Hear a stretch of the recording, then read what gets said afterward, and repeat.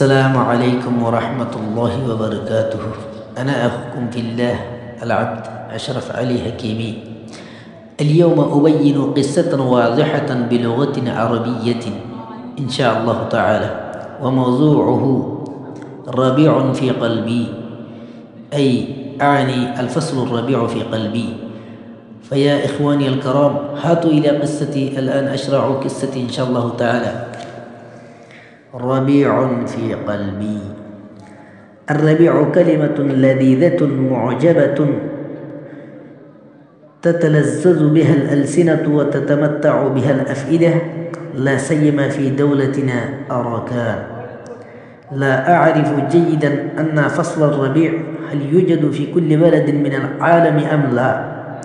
أظن أن بعض البلاد لا تلقي هذا الفصل الجميل الرائع، والبلاد في الفصول والقطوس مختلفة جدا جدا.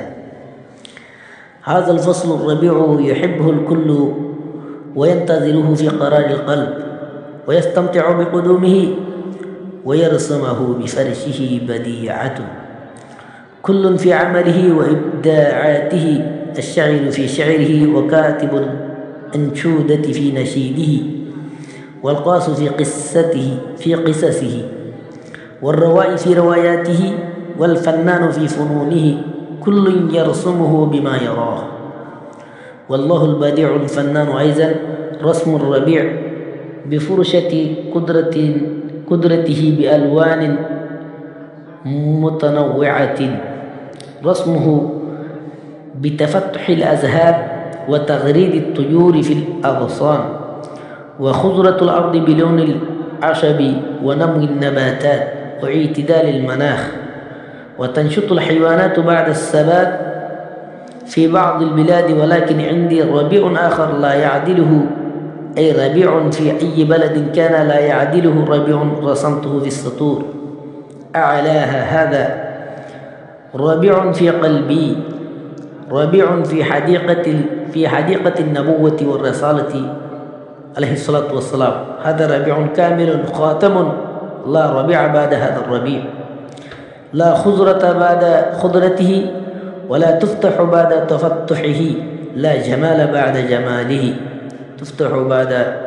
ربيع رسم في قلوبنا الحب والجمال، رسم في حدائق أفئدتنا خضرة رائعة، وجعل بلابل ألحاننا تغرد وترقص، وجعل بساطين شعورنا متفتحة الأزهار.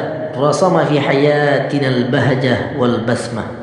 ما أعجب هذا الربيع وما أكرم هذا الفصل. عجز عن وصفه اللسان والبيان، وعجز عن رسمه القلم والفرشة. ما من شاعر وكاتب في العالم إلا وقد عبر عن هذا العجز في أشعاره وأعماله وإبداعاته.